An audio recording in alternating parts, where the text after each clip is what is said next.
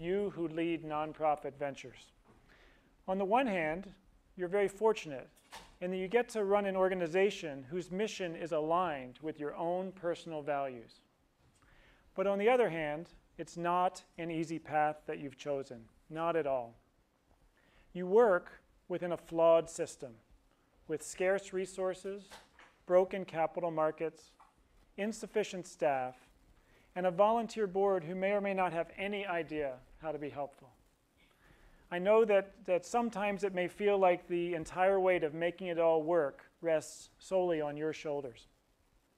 So I founded the Courage to Lead program 4 years ago to invest in and to nurture nonprofit executives. And in this video clip, you're going to see 3 of our alumni, Jared, Kate, and Bonnie, speaking candidly about their jobs.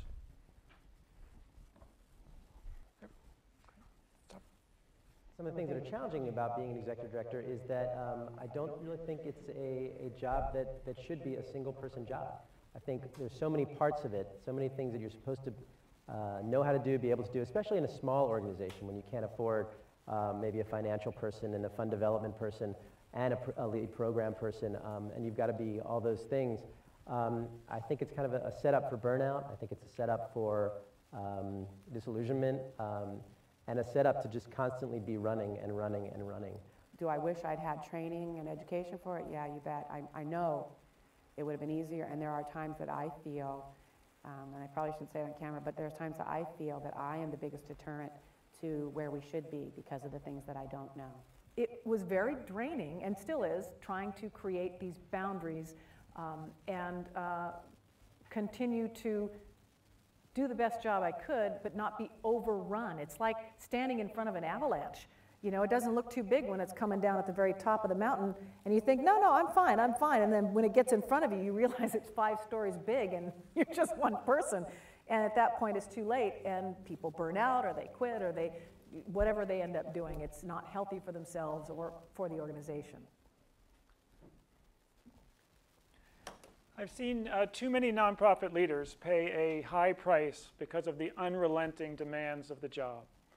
And so we built the Courage to Lead program to help them face and address the struggles and the stresses and the obstacles that are in front of them, and also to build around them a deep, trusted group of peers, other nonprofit leaders who can relate to the frustrations that they deal with on a day-to-day basis.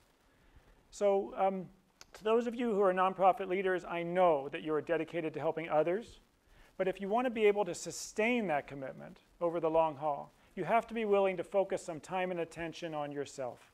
If you don't want to get buried under Bonnie's avalanche or to experience the kinds of burnout that Jared talked about, you have to learn how to set boundaries and how to renew yourself. If you succeed at that, you and all those around you, your family, your friends, your colleagues will all benefit, and you'll be better equipped to serve humanity, which is why you went into this crazy line of work to begin with. So I'd be happy to speak with any of you later today about the Courage to Lead program, about how it works, about our partner, the Center for Courage and Renewal.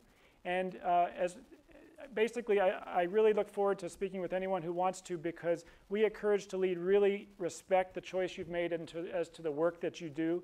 And we want to make sure that you know that you are not in this alone. Thank you.